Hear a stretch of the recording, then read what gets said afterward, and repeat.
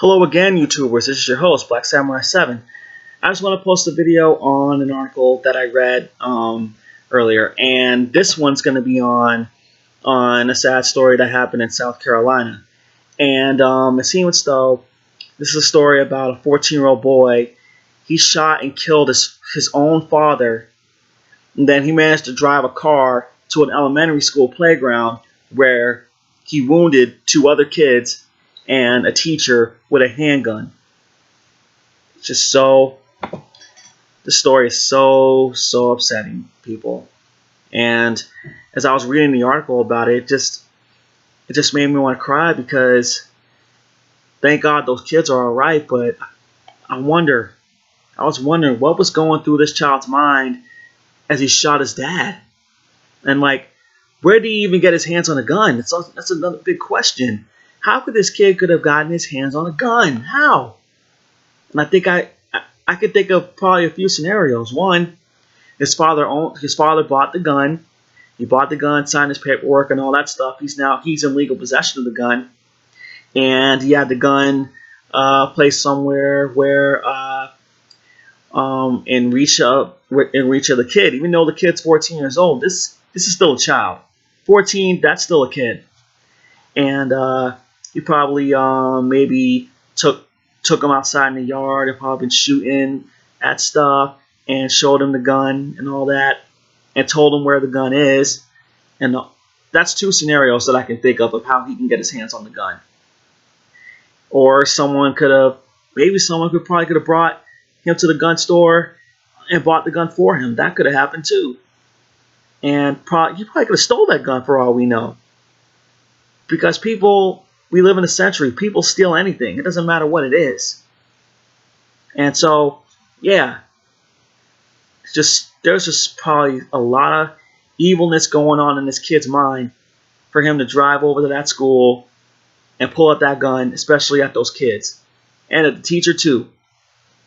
And the good thing about it all is that a fireman tackled him and stopped him, because when I was reading the article, it said, thank God for that fireman, because if that fireman wasn't there, who knows what would have happened? Who knows what else would have happened if that fireman didn't stop him? Because he probably could have probably killed every student who was there. He probably could have killed everybody there with that gun. Everybody. And it's sad how there are these school shootings that's been happening over the years. Like the Columbine shooting, the Virginia Tech shooting back in 2007, or the shooting in Connecticut. Just so upsetting with these shootings. And I feel bad for the victims. I really do. Rest in peace to the victims of Connecticut, because, yeah, I'm sure everyone's grieving. Everyone's probably still grieving for the losses of those people who they loved and cared for in Connecticut. And I hope that this kid, he'll get some counseling and some therapy, and I hope that maybe, I know that he killed his father, that I do know, but those kids, especially the kids, I hope they get some counseling, some therapy too, and they'll be able to trust people. They'll be able to trust people when they become adults, and they'll be able to see that there are some people out there that they can rely on, and not everyone's like that. Not everybody is like that. Not everyone wants to go grab guns and start shooting. I know that's not how it is with me, because I know for a fact that I wouldn't. And this is why I don't even have a gun license. So if the police see me with a gun, I know they're probably going to start shooting at me and kill me for all I know. So, yeah, no way, even if I did have a legal possession of a gun, no way would I point a gun at my father. And no way would I go to a school and start shooting kids. No way would I do that, because I think differently than other people. That's probably what makes me different from others, is that I think differently. I'm not saying I'm better than him.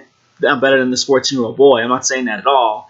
I'm just saying I think differently and I make different choices. And so, yeah. And for the father of this boy, rest in peace.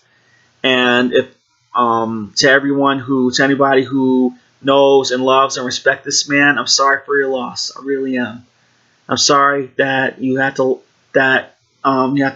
lose your loved one over a setback like this. And the one thing that we can learn from something like this is that when you're raising a child, don't ever leave your child alone with a dangerous weapon, because you have no idea how it's going to end up. You have no idea, because something like this may happen. Something like this may happen. You leave your child alone with a dangerous weapon, you have no idea what that child's going to do with it. No idea what that child will do. So leave your children away. Keep your children away from dangerous weapons. Doesn't matter what it is, a gun, a knife, a pipe, whatever it is.